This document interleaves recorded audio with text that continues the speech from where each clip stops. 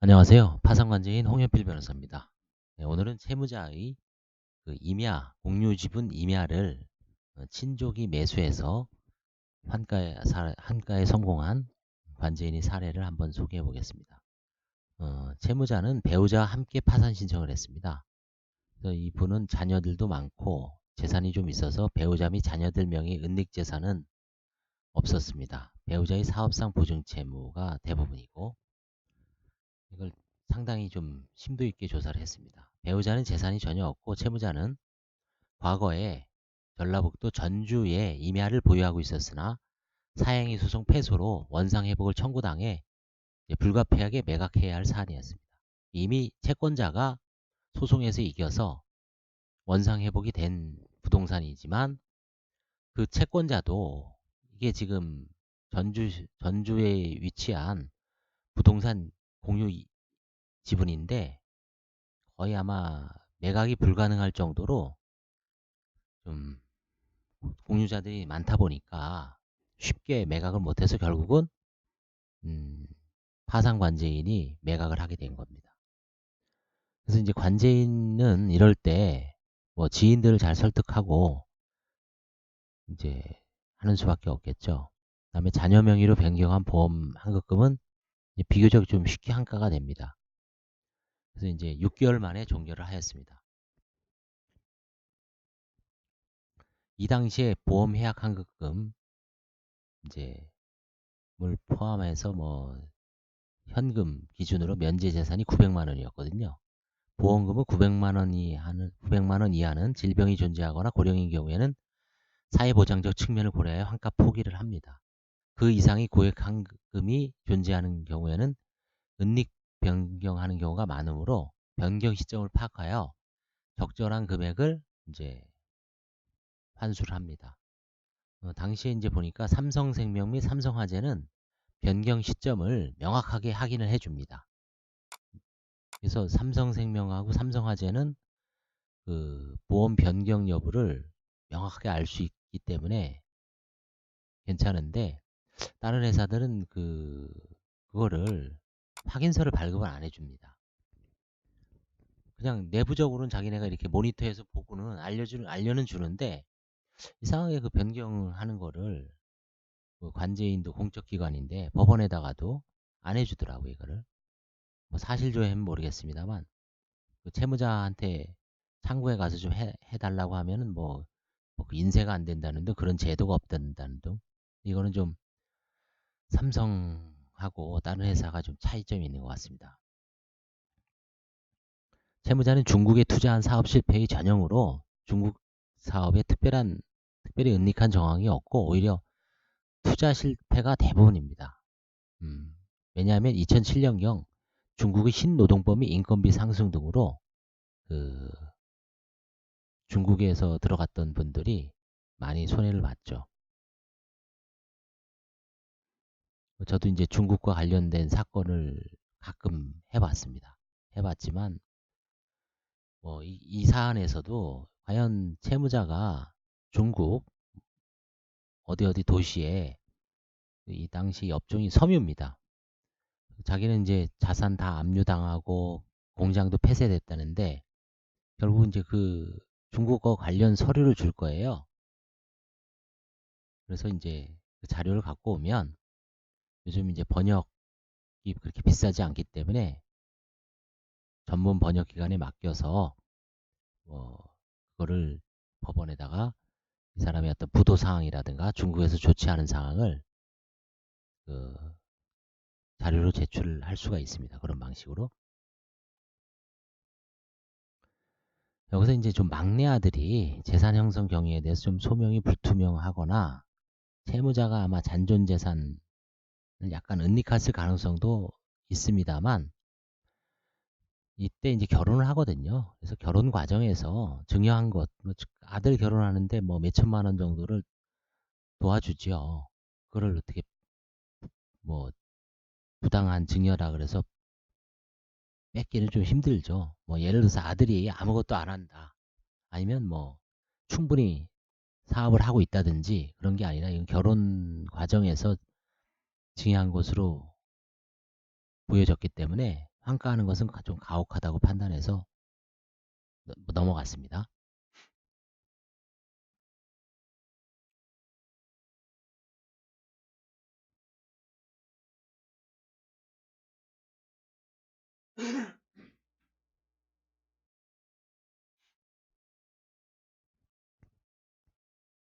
그 사안을 살펴보면 채무자의 재산 보유 내역은 전주시 무슨 구 소재 공유 임야는 1,100만 원에 친족에게 매도 파산재단 편입 후 배당할 예정이었습니다. 그러니까 1,100만 원 정도로 그 가격을 평가를 해서 아마 공시지가보다 조금 뭐 비슷할 겁니다.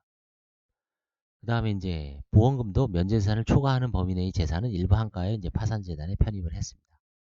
금융거래 내역 중 2000년경 이후 거래 흔적이 있으나 이는 남편의 사업을 위하여 통장 거래 이용에 불과합니다.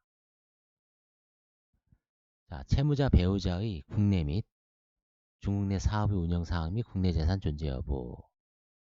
국내 부동산 및 보험 해약 환급금은 없었고 이제 섬유산업이죠. 나염. 98년부터 나염이라는 무슨 나염이라는 섬유 가공업체를 운영했고 국내에서 이제 섬유산업이 사양화로 접어든 2000년 초반부터 중국 진출을 결심하고 2003년에 중국 산동성 청도 칭다오에 있는 땡땡땡땡 유한공사라는 이게 주식회사입니다. 우리나라로 유한공사가 설립하여 중국에서 사업을 영위했습니다.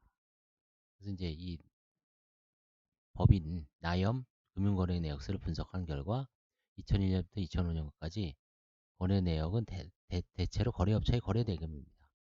가족들에게 생활비로 입금한 내역만 존재하고 2000년부터 2005년까지 총 7억 원의 카드 사용 내역이 존재하는데 연 1억 2천원 정도, 1억 2천 정도 됩니다. 채무자의 사업 규모로 봤을 때 월 1,000만 원 정도로 이렇게 과다하다고 보이진 않았습니다. 그다음에 이제 채무자가 자료현 제출해야 할 때 2011년부터 중국의 거래업체에 약 15억 원을 상회하는 자금을 결제하지 못하여 현재 공장은 폐쇄 중이라고 이제 진술을 했는데 현재 공장은 가동 중단된 상태이며 채무자가 제출한 공정증서의 취지는 거래업체들이 대표인 우리나라로 보면 이제 채권자 협의회죠. 손땡땡에게 공장 매각을 위임하고 그 매각 대금에서 채권자들에게 채권을 나눠주는 청산 절차를 위임함. 이 중국도 이 청산 절차가 법인 청산 절차는 이제 파산법에 규정되어 있습니다만 이 개인 파산 이 사업 같은데 이게 아마 이거는 개인 파산은 아니지만 이 법인 파산에서도 이런 걸 보면 파산 제도가 아직 완벽하게 정비가 된 건 아니고 뭐 그야말로 이제 채권자단을 구성해서 우르르 몰려가서 사장들한테 이제 각서를 받는 우리나라도 옛날에 이랬죠. 파산법이 작동하기 전에는 70년대, 80년대에는 아마 비슷했을 겁니다. 그다음에 임대차 계약서 이해할 때 중국은 공장 및 설비에 대한 사적 소유권이 인정되지 않죠. 50년간 사용권을 국가로부터 임대받는 것입니다. 이 공장은 채무자가 인수한 날부터 현재 약 10년간 운영하였으며 향후 20년간 인수자가 운영권을 인수받는 것에 불과하죠. 지금 만약에 그 양도하더라도 얼마 못 갑니다. 채무자로서는 특별히 권리 행사를 할 여지가 없습니다. 공장의 거래업체 및 근로자 체불임금, 중국 정부 및 지방정부에 대한 조세 등에 충당하면 땡입니다. 현재 채무자는 중국으로 출국이 불가능하답니다. 왜냐하면 이제 뭐 급여 같은 것도 아직 정산이 안 돼서 잘못하면 이제 체포된다는 얘기죠. 현황 사진도 경비가 삼엄하여 차량 내에서 촬영할 정도로 현지에서 인수지연으로 거래업체의 불만이 아주 폭증한 상태다.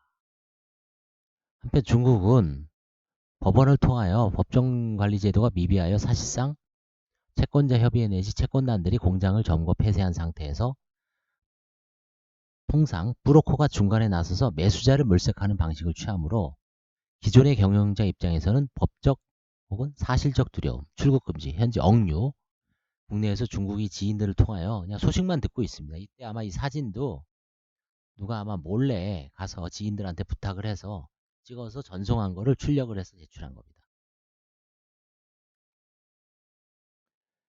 장녀의 재산 소유 현황.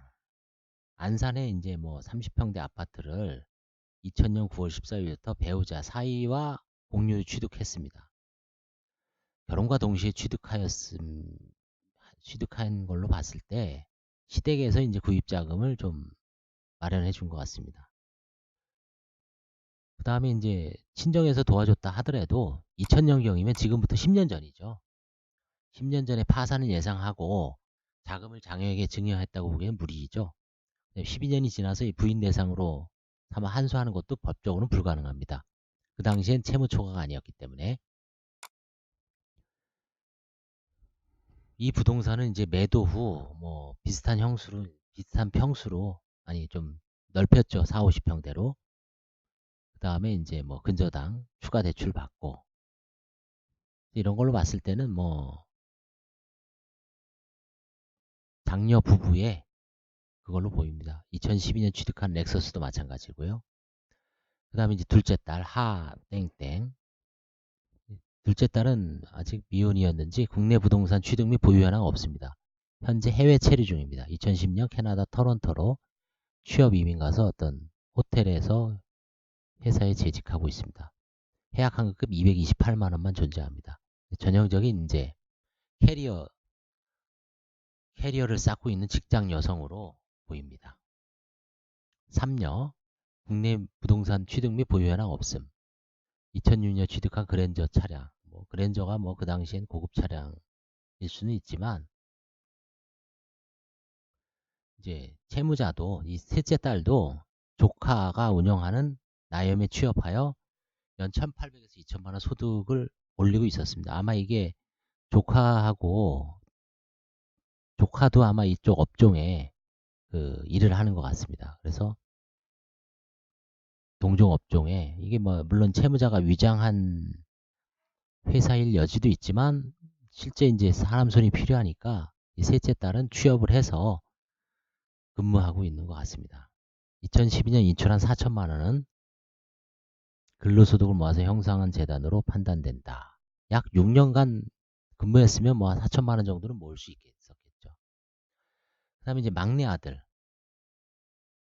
2012년 결혼과 동시에 임대차 보증금 1억 4,500만 원에 거주하고 있습니다.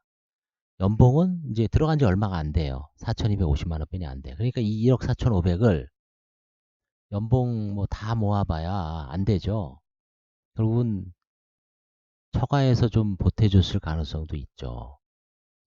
그 다음에 차량 K5는 카드를 이용해서 이거는 이제 할부로 샀으니까 특별하게 문제가 안 됩니다. 결국은 배우자, 그러니까 며느리죠. 며느리가 4,500만 원, 자가 8,400만 원. 이렇게 이제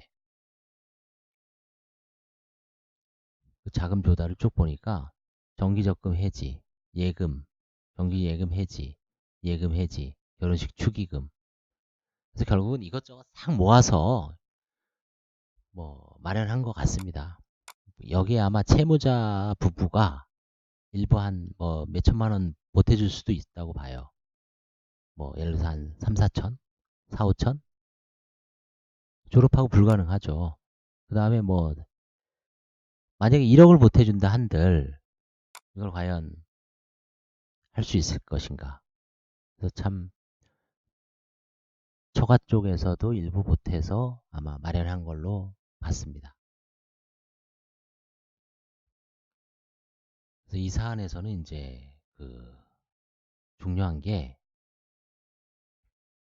채무자가 이제 과거 사행위 소송에서 이제 패소한 사실이 있으나 자신 명의 이제 전주의 그 부동산은 특별히 아주 공유자가 많았기 때문에 가족들 외에는 살 가능성이 없어서 관제인이 잘 설득을 해서 빠른 환가와 면책 절차를 진행을 위해서 채무자 부부를 잘 설득을 해서 한 1,000여만 원 정도의 매각을 해서 신속하게 종결한 사안이었습니다.